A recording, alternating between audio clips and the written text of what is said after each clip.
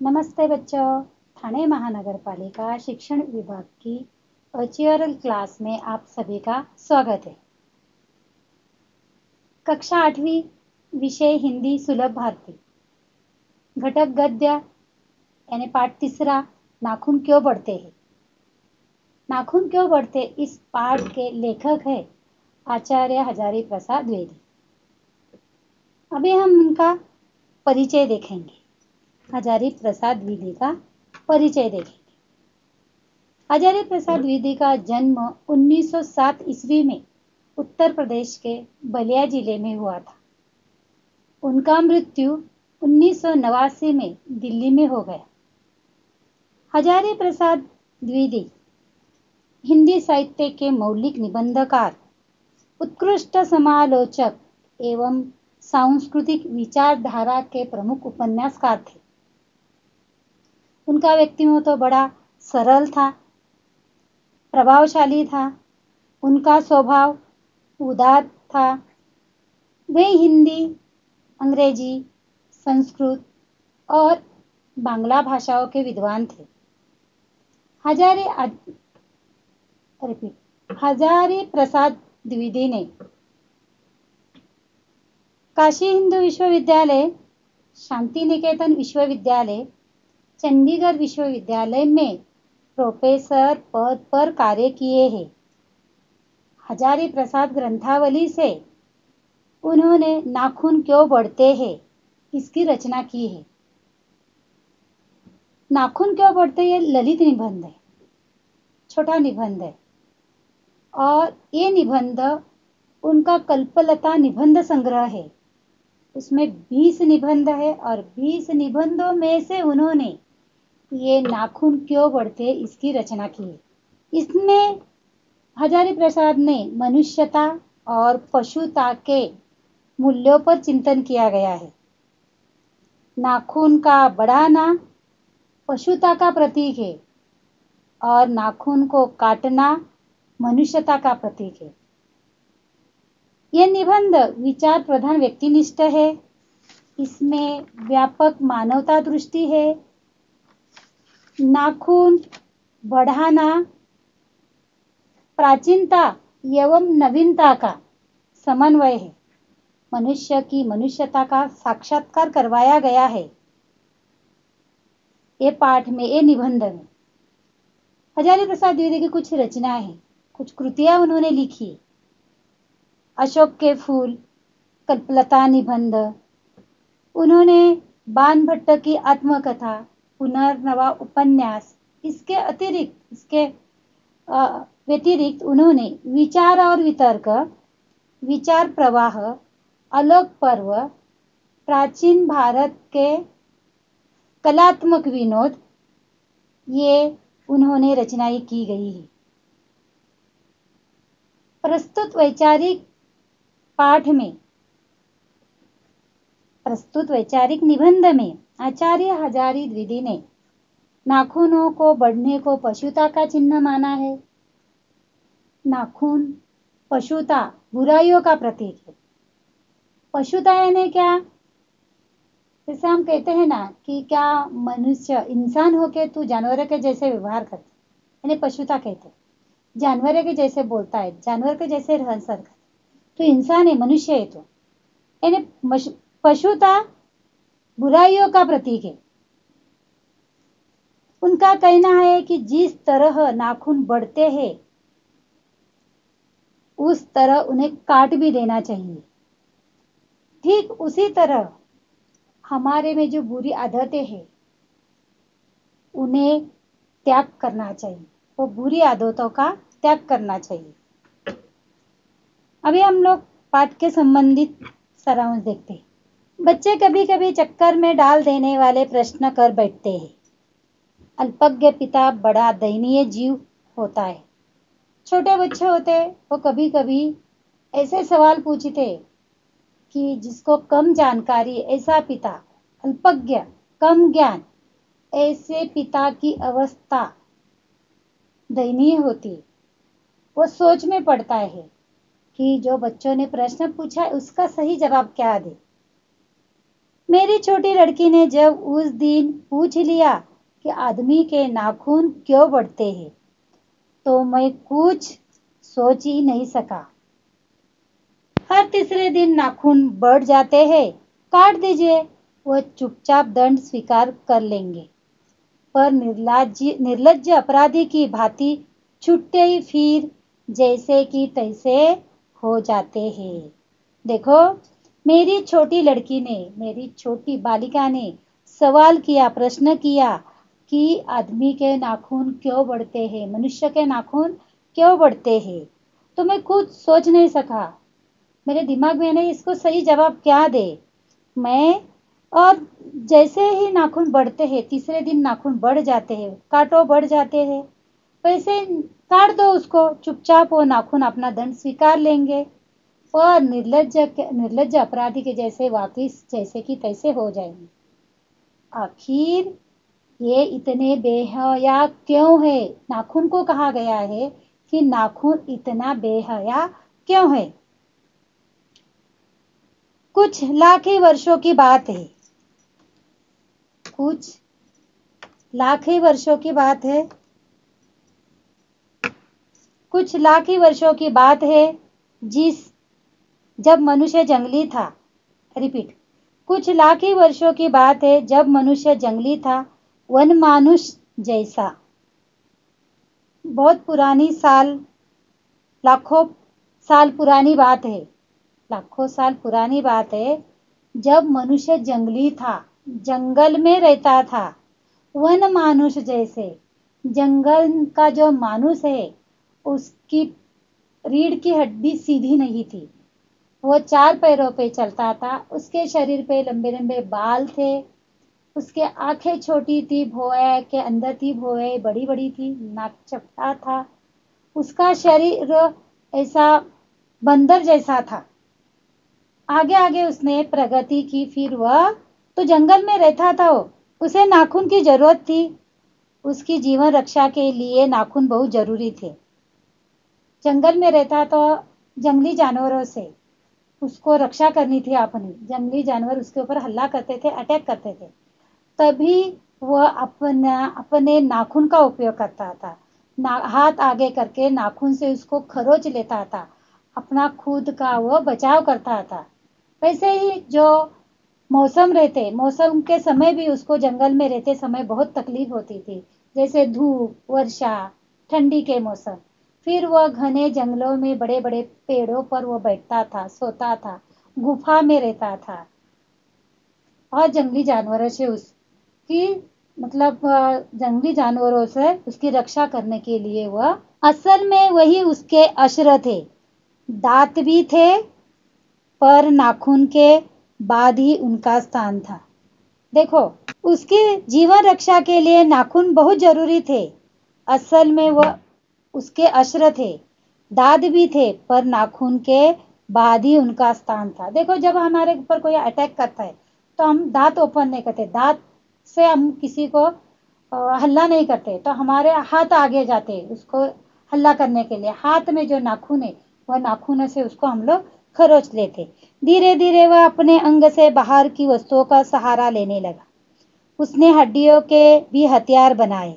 अभी उसने क्या किया, हाथ से नाखून से उसको खरोचता, लेकिन धीरे धीरे उन्होंने बाहर के वस्तुओं का सहारा लेने पड़ा, जैसे पेड़ों की टहनियाँ, पत्थर है, वह लेके वह जंगली जानवर के ऊपर फेंक देता था। उसने बाद में हड्डियों के हथियार बनाए, हड्डियां यानी अस्थियों के हथियार बनाए। धीरे धीरे आगे बढ़ा, उसने धातुओं के हथियार बनाए। इतिहास आगे बढ़ा, धीरे धीरे वो आगे गया, हड्डियों के हथियार हो गए, हड्डियों के हथियार के बाद उसने धातु के हथियार बनाए और इतिहास आगे बढ़ा। कभी कभी मैं हैरान होकर सोचता हूँ कि मनुष्य आज अपने बच्चों को नाखून न काटने पर डांटता है, वे रोज बढ़ते हैं।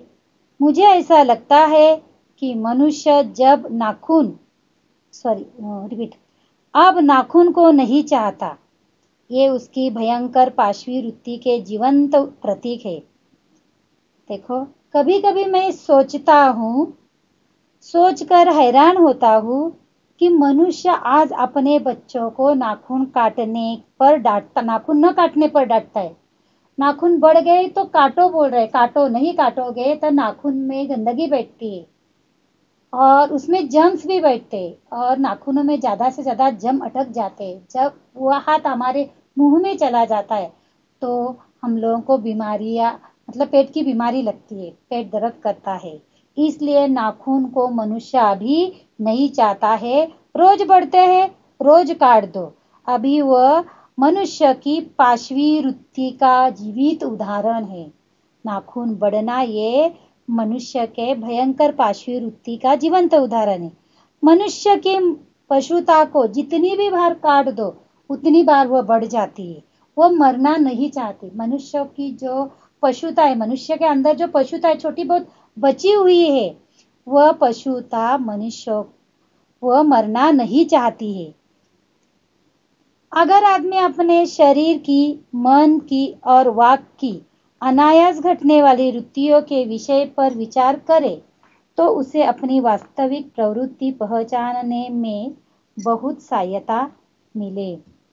अगर आदमी अपने शरीर के तरफ, सोच की तरफ, बोली के तरफ, जो घटने वाली चीज है, जो हम सोच रहे उसमें जो घटने वाली हमारी बातें है, विषय है, जो वृत्ति हमारे में जो घट रही है, अपने विचार घट रहे हैं, अपने बोली घट रही है, उस पर हम सही अर्थ से विचार करेंगे तो अपनी वास्तविक प्रवृत्ति हम पहचानने में हमें मदद हो जाएगी।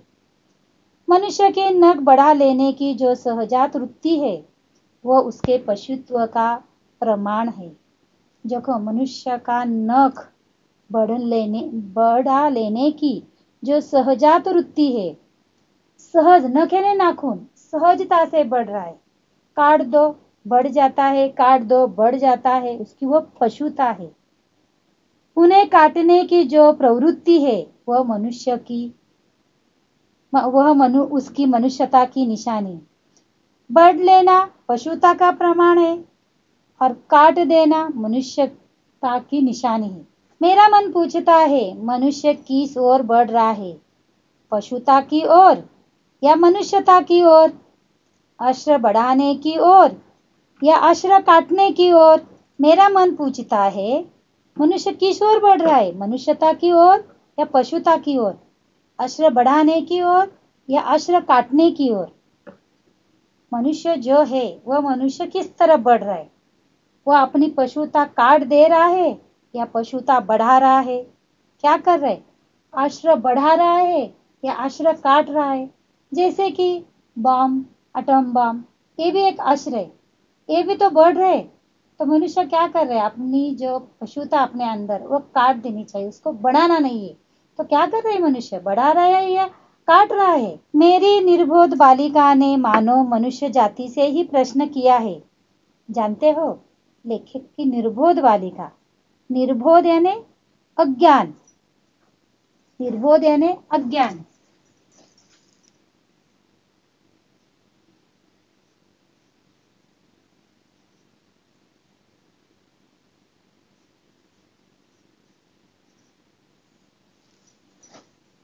मेरी निर्बोध बालिका ने मानो मनुष्य जाति से यह प्रश्न किया है, जानते हो नाखून क्यों बढ़ते हैं? मेरी जो छोटी लड़की है, जो निर्बोध बालिका है, जिसको कुछ बोध नहीं होता, अज्ञान है, उसने मनुष्य जाति को प्रश्न पूछा है कि नाखून क्यों बढ़ते हैं? ये हमारी पशुता के अवशेष है। ये क्या है? हमारे पशुता के अवशेष है, जो बचे हुए अवशेष है, छोटे अवशेष यानी बचा हुआ जो भाग, थोड़ा सा नाखून, ये हमारे में पशुता के अवशेष बचे हुए हैं।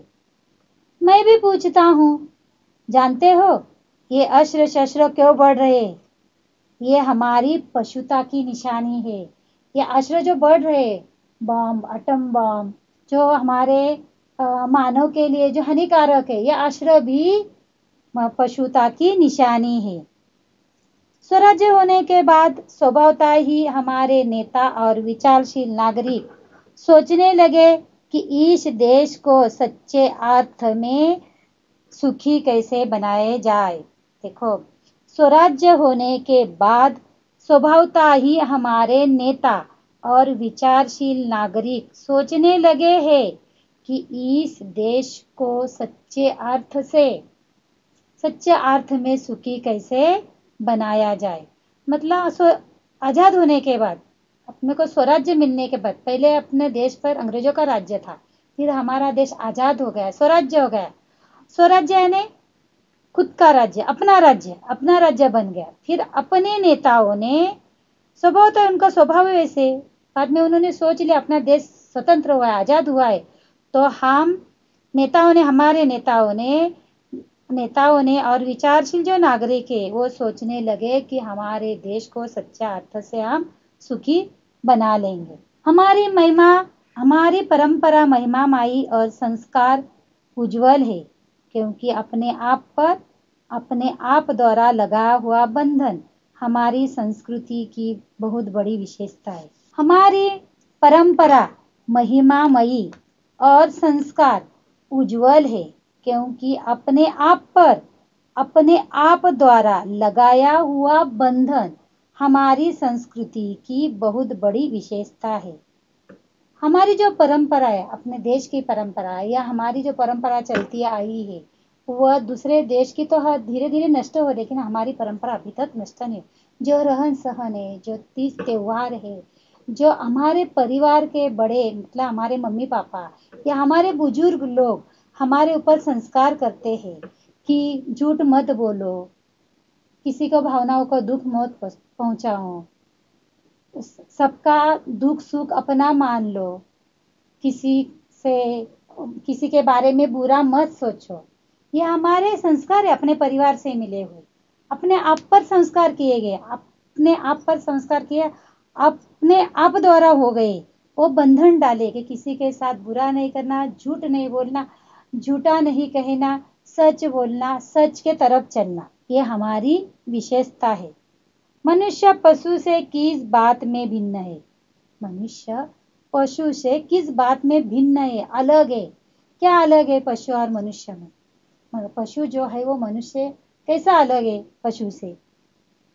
उसमें संयम है, दूसरे के सुख दुख के प्रति संवेदना है, श्रद्धा है, तप है, त्याग है। इसलिए मनुष्य झगड़े टंटे को अपना आदर्श नहीं मानता। गुस्से में आकर चढ़ चढ़ाने वाले अविवेकी को बुरा समझता है।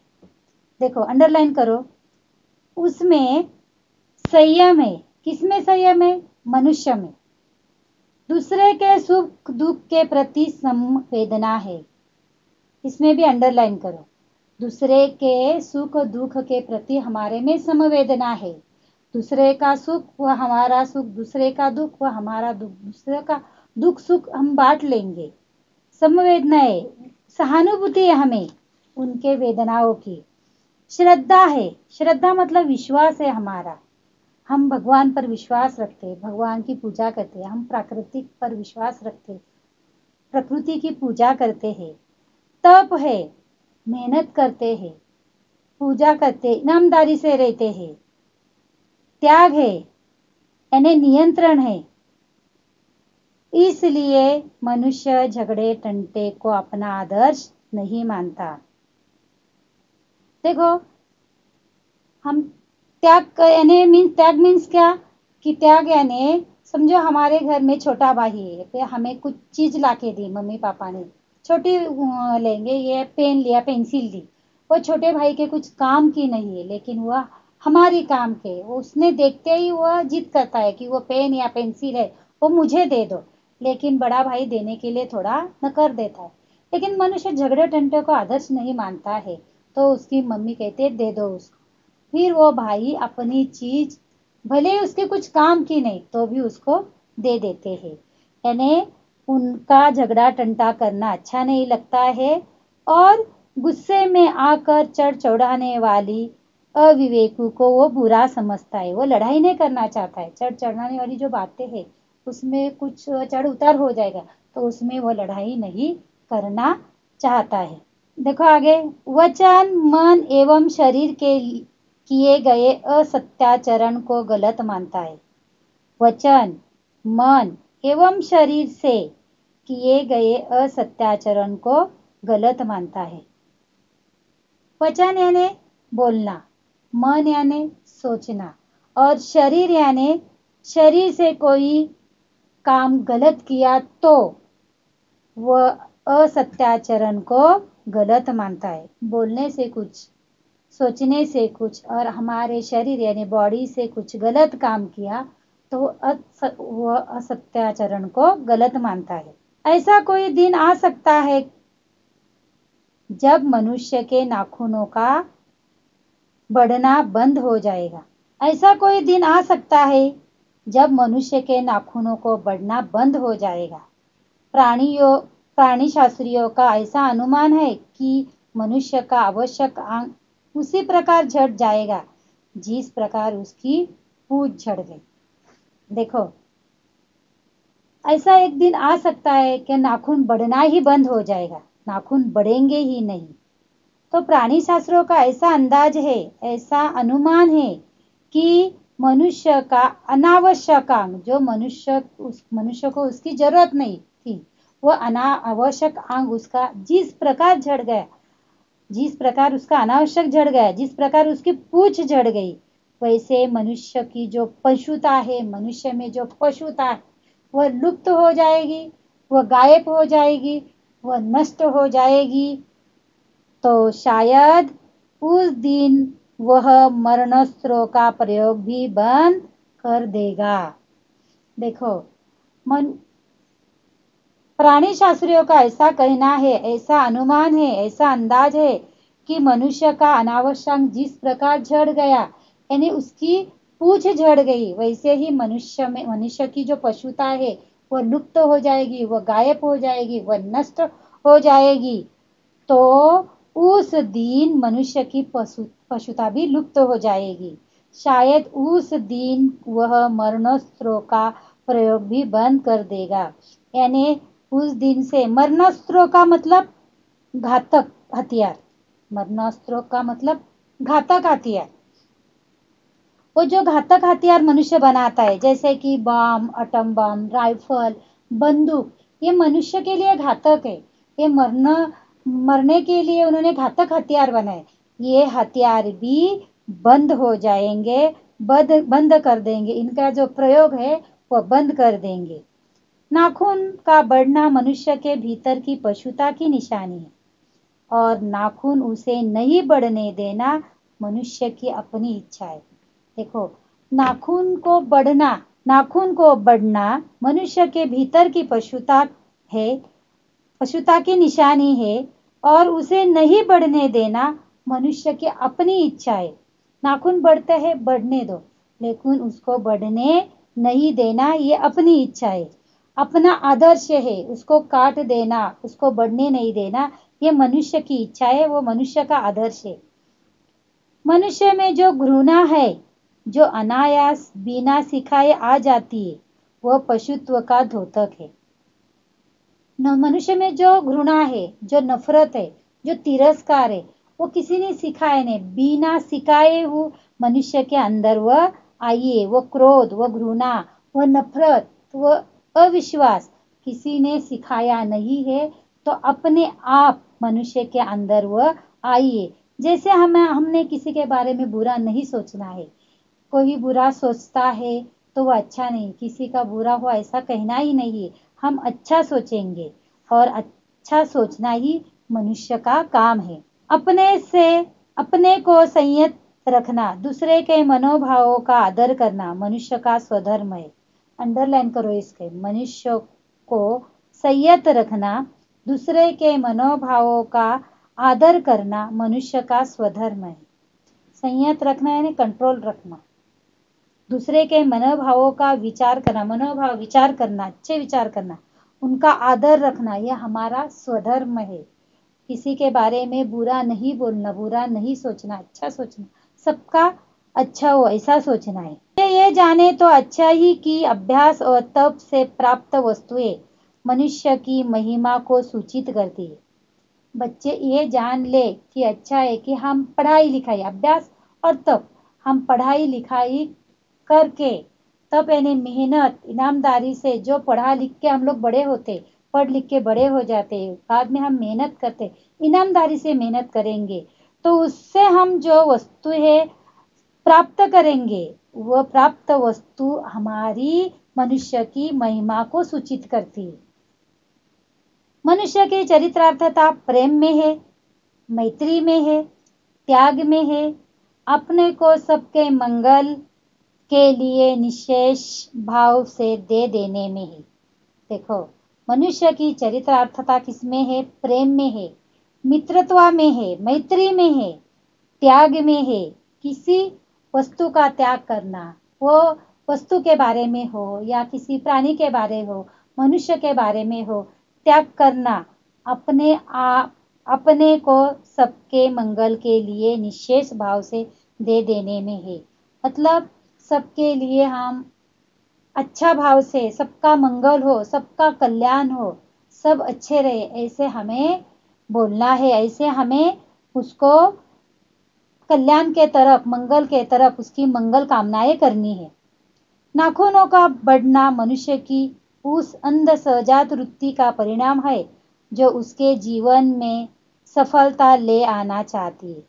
देखो, नाखून को बढ़ना मनुष्य की उस अंध सहजात प्रवृत्ति है। मनुष्य का जो अंधविश्वास है, जो अंध सहजात वृत्ति है, वो अंध सहजात वृत्ति का परिणाम है। उसके जीवन में सफलता आने के लिए वो अपने अंध सहजात वृत्ति का परिणाम है, उसको अच्छी तरह से सफल कर सकेगा। उसको काट देना स्वनिर्धारित आत्मबंधन का फल है जो उसे चरितार्थ की ओर ले जाती है। देखो, उसको काट देना उस स्वनिर्धारित आत्मबंधन का फल है जो उसे चरित्रार्थता की ओर ले जाती है। स्वनिर्धारित, स्वयं निश्चित किया हुआ। नाखून को काट देना ही हमारा काम है। खुद हम उसे काट देंगे, स्वयं निश्चित करेंगे कि इसको काट पर आत्मबंधन, यानी स्वयं हम बंधन में रहेंगे, तभी हमें उसका अच्छा फल मिलेगा। हम सामर्थ्यता की ओर चले जाएंगे। नाखून बढ़ते हैं तो बढ़ने दो, मनुष्य उन्हें बढ़ने नहीं देगा। नाखून ये बढ़ रहे, ये मनुष्यता में पशुता है। पशुता क्या अवशेष बचे? नाखून बढ़ना ये पशुता है। तो वो बढ़ रहे तो बढ़ने दो, हम उसको बढ़ने नहीं देंगे। उसको, मनुष्य का धर्म है कि वह नाखूनों को काट देना है। वह अवशेष है, पशुता के छोटे अवशेष बचे, उसको काट देना हमारी इच्छा है, अपनी इच्छा है, अपना आदर्श है। बढ़ेंगे तो भी हमें उसको काट देना है।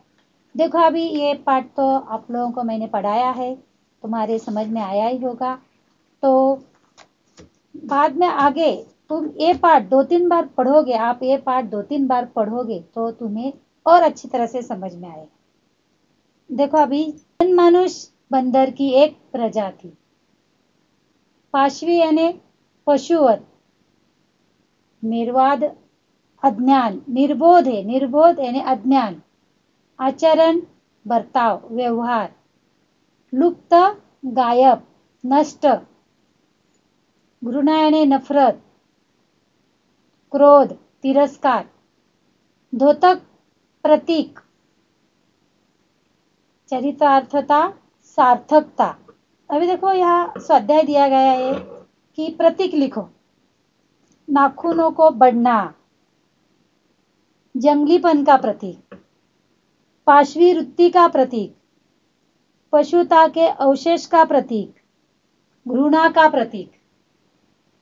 नाखूनों को काटना, मनुष्यता का प्रतीक, संयम, त्याग, तप, ये मनुष्यता का, नाखूनों को काटने का प्रतीक है। मनुष्यता की निशानी, मनुष्यता का अपना आदर्श, ये नाखूनों को काटने के प्रतीक है। उत्तर लिखो। पहला प्रश्न है, मनुष्य की चरितार्थता इन दो बातों में है, मैत्री और त्याग, ये दो बातों में है। मनुष्य का स्वधर्म ये है, कौन सा स्वधर्म है मनुष्य का? अपने आप को संयत रखना। दूसरा है दूसरे के मनोभावों का आदर करना मनुष्य का स्वधर्म है। प्रश्न तीसरा, मनुष्य को नाखूनों की जरूरत तब थी। मनुष्य को नाखूनों की जरूरत तब थी, कब थी?